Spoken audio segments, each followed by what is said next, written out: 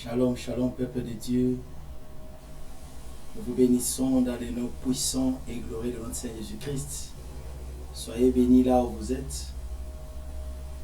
Nous élevons encore les noms de Jésus, les noms qui est au-dessus de tous les noms. Alléluia.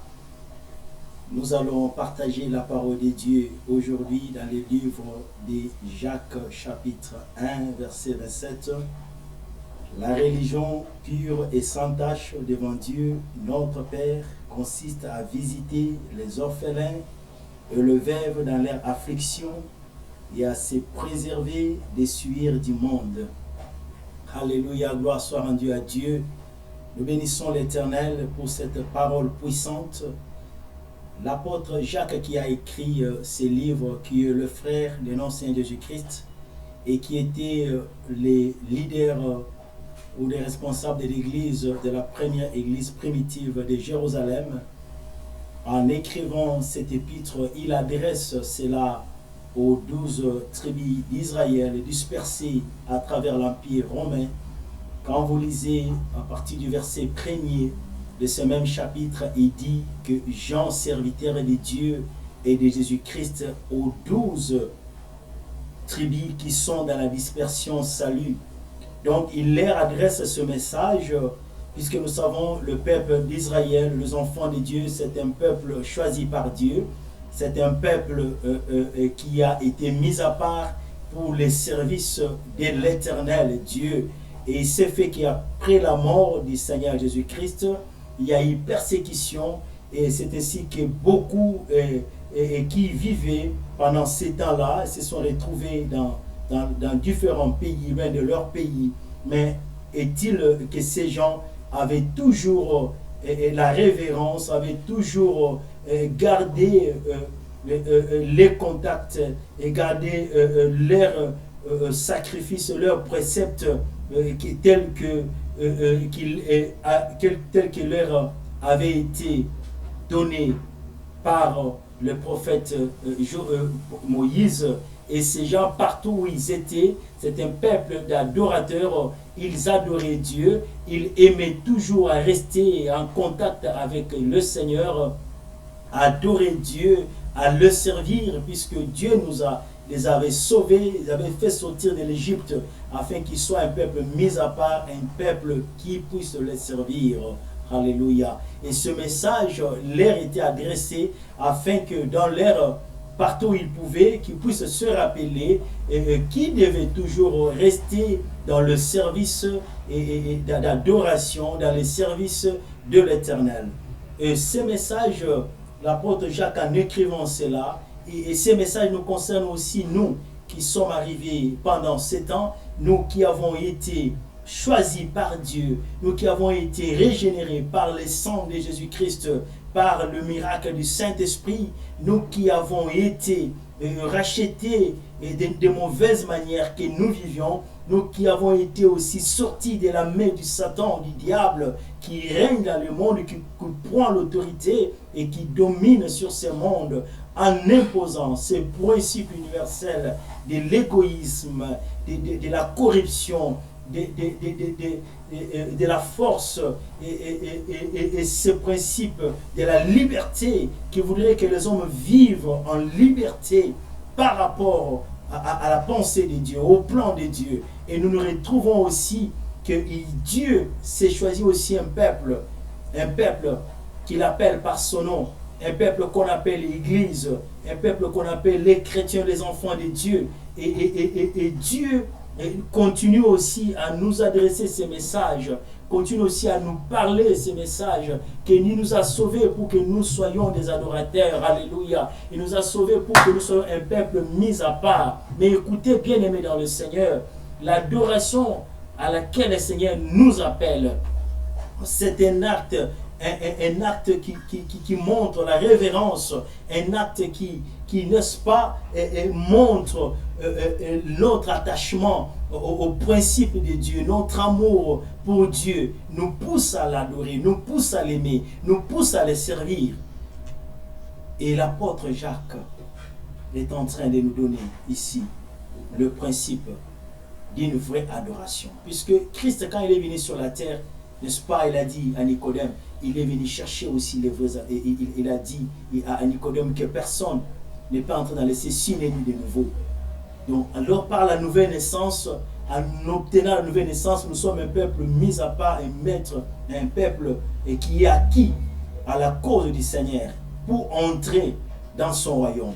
Et dans son royaume, ce sont les gens qui ont été sauvés et qui l'ont accepté comme Seigneur et Sauveur. Et Dieu a fait de nous des sacrificateurs et des adorateurs. Alléluia. Souvenez-vous, lorsque par la femme samaritaine, il dit, l'état est venu où les vrais adorateurs. En fait, Dieu cherche les vrais adorateurs. Les gens qui sont consacrés, les gens qui présentent leur vie comme des sacrifices, comme le parfum de bonne odeur au devant de Dieu, afin d'être un témoignage pour ce monde, afin d'être aussi un appel pour ce monde qui est sous les cosmos, qui est sous le système du diable, qui contrôle, qui voudrait que tout le monde marche et vive dans la rébellion. Mais Dieu voudrait que dans ce monde-là, qu'il y ait une race de gens, alléluia, une race des Élis, qui sont des adorateurs, qui par leurs actions, par leurs actes, par leur façon de vivre, continuent toujours à faire sentir l'odeur des gens qui sont consacrés à Dieu et qui ont encore la révérence aux choses spirituelles, aux choses de Dieu. Alléluia. Et l'apôtre Jacques nous montre que notre adoration ou notre vraie religion, puisque la religion, c'est l'ensemble des doctrines.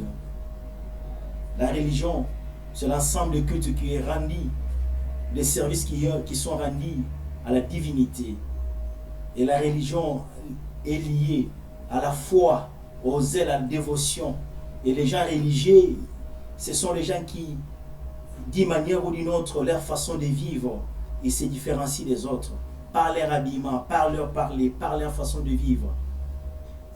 Et la vraie religion, c'est la religion qui met la personne en contact avec le Seigneur Jésus-Christ. Alléluia. C'est pourquoi le christianisme est la vraie religion. Puisque le salut n'est pas dans un autre nom, le salut est dans le nom de Jésus-Christ. Tu n'es pas en Christ, tu n'as pas le salut. Tu n'as pas la paix avec Dieu. Alléluia. Tu n'as pas accès au royaume des cieux. Et tu n'es pas les vrais adorateurs. Quel que soit le nombre de religions qui existent, quelles que soient les doctrines et les gens qui se disent prophètes, quelle que soit la vraie religion, c'est celle qui introduit l'homme en relation avec son Créateur. Et ces ponts-là qui nous ont introduits en relation avec le Créateur, c'est Jésus-Christ. Alléluia. C'est pourquoi il dit qu'il est le chemin. Et il appelle un peuple qui lui appartient.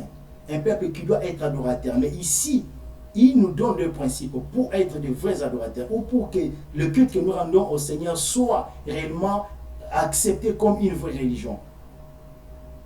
Assister les orphelins, assister le veuve dans leurs afflictions. En d'autres termes, ce sont les gens qui sont les misérables, les gens qui n'ont pas de défense, sans force, les gens qui sont dans les besoins. Puisque quand on est de ces gens-là, quand on les assiste, on n'attend rien en retour. Et pourquoi on les assiste? C'est l'expression de notre amour envers Dieu, puisque Dieu est amour. On ne le voit pas. Mais en faisant les biens, en assistant aux autres, puisque assister quelque chose, pas nécessairement donner l'argent. Mais c'est passer, donner son temps, donner son affection, donner des conseils, des directives, aider quelqu'un à sortir des mauvais chemins. C'est l'expression de l'amour.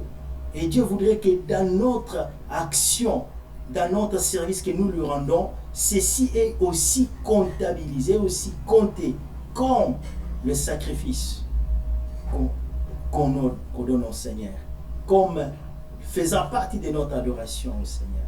Ce n'est pas seulement lever les mains et déclarer que Seigneur, tu es bon, je t'aime, oui, bien beau. Mais le livre de Jacques, c'est un livre qui nous donne qui montre le pragmatisme. Il n'y a pas de vie chrétienne sans action. Il n'y a pas de foi sans action.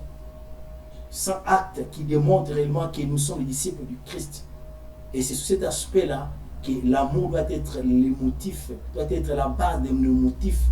Et nous devons les manifester en aidant les autres, en venant aux autres en aide. Alléluia. Et le deuxième principe, il nous dit, nous devons nous garder purs. Pas purs de la corruption, pur, se garder pur de la corruption, se garder pur de l'environnement dans lequel nous vivons, les cosmos qui voudraient corrompre tout le monde, qui voudraient que tout le monde vive selon la liberté, selon ce que l'ennemi voudrait, la direction qu'il voudrait que nos vies puissent emprunter. Mais que nous puissions nous séparer, que nous puissions nous tirer de cette masse-là qui attire tout le monde, qui attaque même l'Église, qui attaque tout le monde, puisqu'il voudrait que la majorité aille avec lui à la perdition. Mais notre adoration fait partie des actes, des révérences que nous donnons au Seigneur.